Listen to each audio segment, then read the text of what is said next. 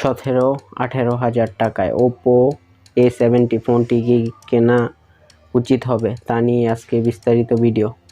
আসসালামু আলাইকুম সবাইকে, আপনারা দেখছেন আনবক্সিং এন্ড টেক চ্যানেল। চলুন তাহলে শুরু করা যাক।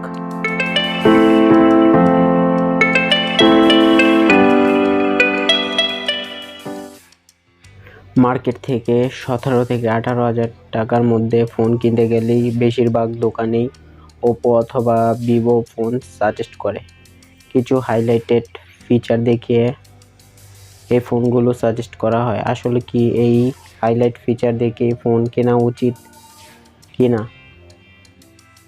চলুন দেখা যাক। Oppo A57 এর হাইলাইট ফিচারগুলো।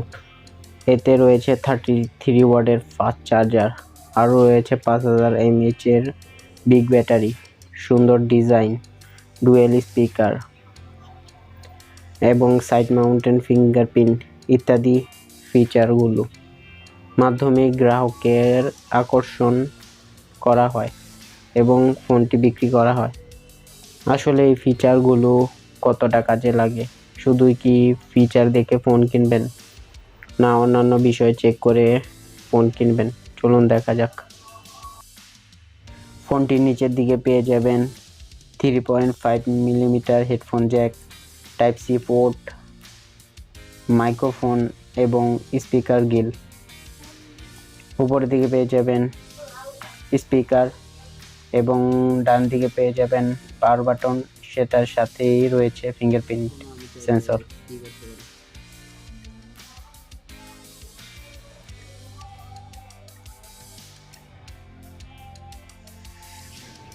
ফিঙ্গারপ্রিন্টের অ্যাকুরেসি মোটামুটি ততটা ফাস্ট নয়।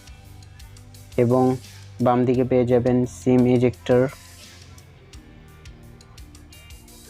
এজেক্টর টুল, যেখানে দুইটি সিমের সাথে সাথে একটি মেমোরি কার্ড ইনস্টল করা যাবে। মেমোরি কার্ড 1 TB পর্যন্ত সাপোর্ট করবে। क्या बात है सर, क्या बात है सर, क्या बात, ये बात है।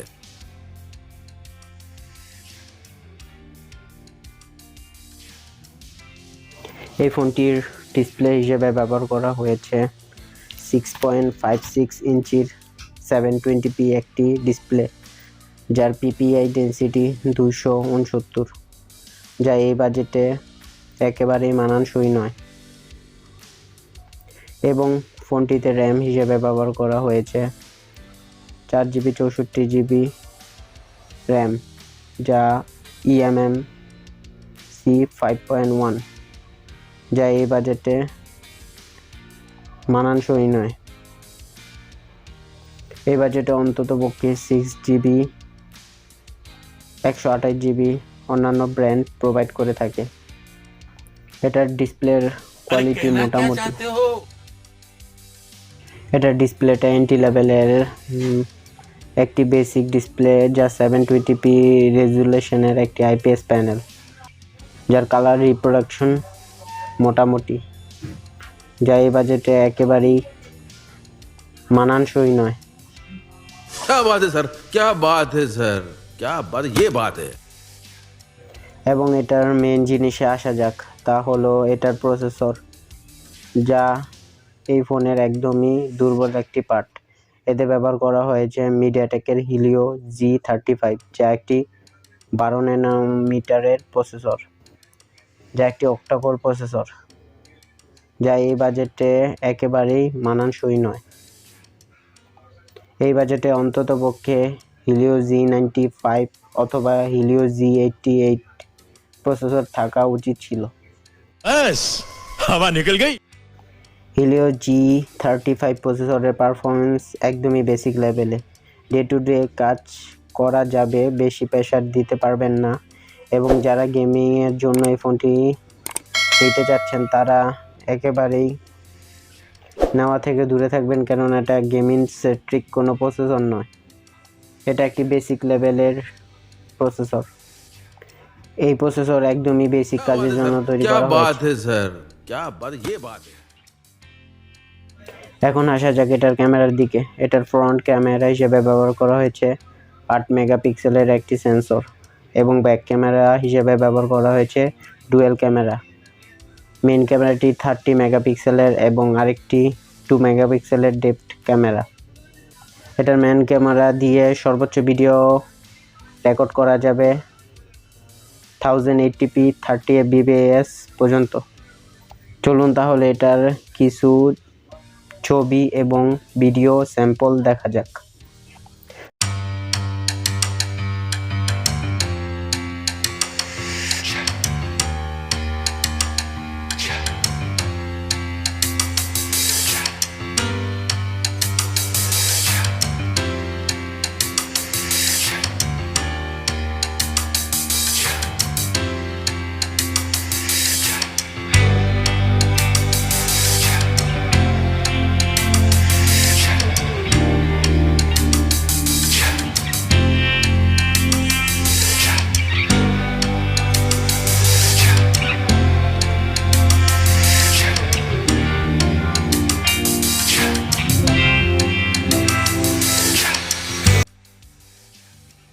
দেখতেই পারলেন এটার পারফরমেন্স বেসিক লেভেলের। ছবিগুলোর ডিটেল মোটামুটি এবং ভিডিও কোয়ালিটিও মোটামুটি এভারেজ মানের, যা এই বাজেটে আরও ভালো হওয়ার উচিত ছিল।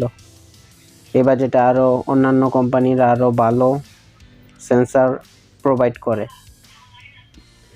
এখন আসা যাক স্পিকার কোয়ালিটিতে। স্পিকার হিসেবে ব্যবহার করা হয়েছে ডুয়েল স্পিকার।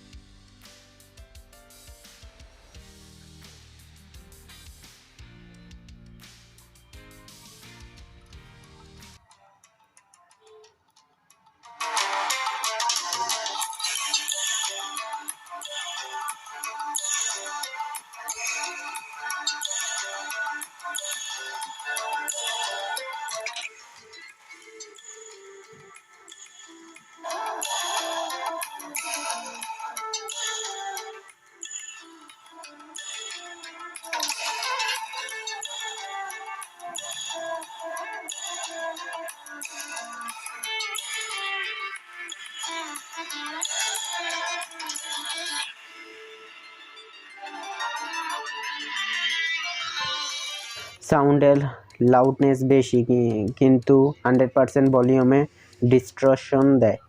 80% ভলিউমে ভালো রেজাল্ট পাবেন।